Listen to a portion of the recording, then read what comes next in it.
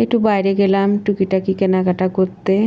টুকিটাকি বলতে একটু ফল কিনতে গেলাম, তারপরে ডিম নেই বাসায়।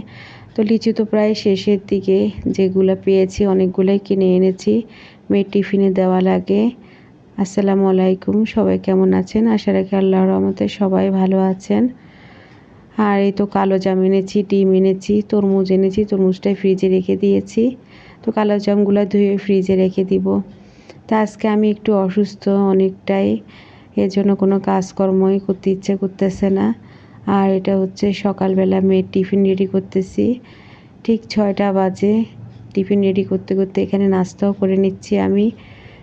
তো রোলটা ভেজে একটু রাখলে ঠান্ডা হবে, তো এর জন্য। আর এই তো পাউরুটি খেয়ে তারপরে চা খাচ্ছি।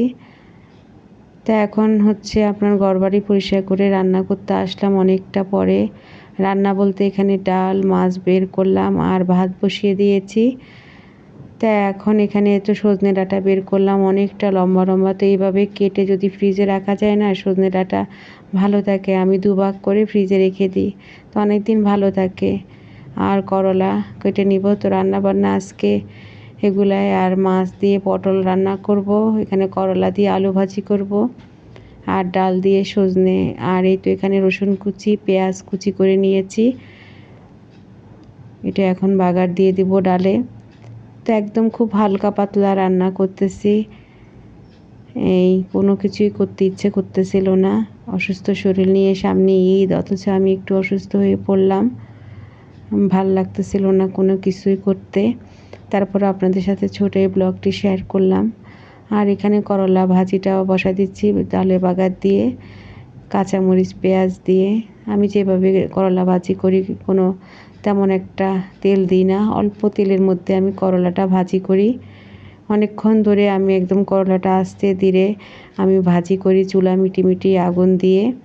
আর একটু পেঁয়াজ বেশি করে দিই, আর এখানে জিরে ধনিয়া গুঁড়া স্বাদ মতো লবণ দিয়ে এখন নেড়ে নেড়ে আস্তে আস্তে আমি করলাটা ভাজি করব। বেশি তেল দিতে চাই না, করলা হচ্ছে ওষুধি জিনিস, এটার মধ্যে অনেক তেল দিয়ে ভাজলে খেতে ভালো লাগে না।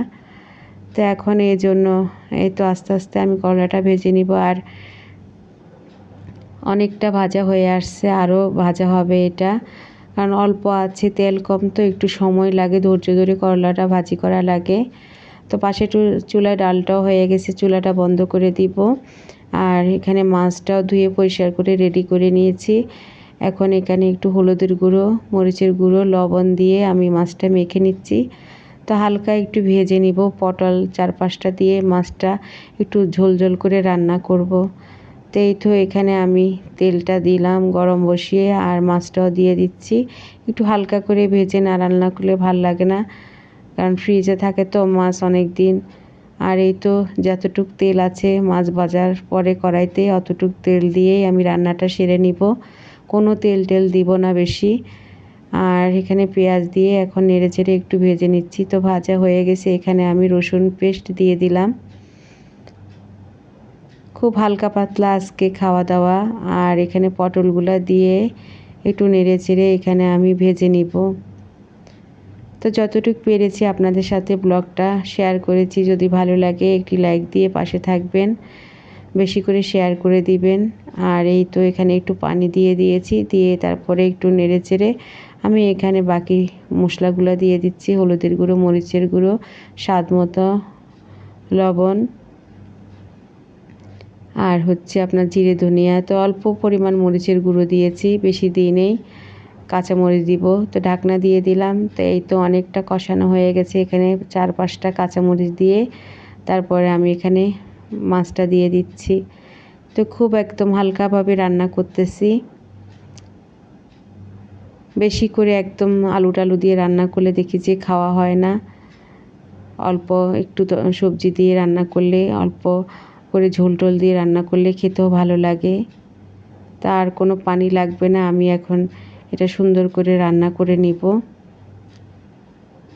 তো এখন ঢাকনাটা দিয়ে দিচ্ছি, আর আমার তরকারিও রান্না শেষ। দেখেন কতটা সুন্দর হয়েছে, অল্প মশলা দিয়েও সুন্দর রান্না করা যায়। তো এই ছিল রান্না বান্না, এখান থেকে বিদায় নিয়ে আল্লাহ হাফেজ।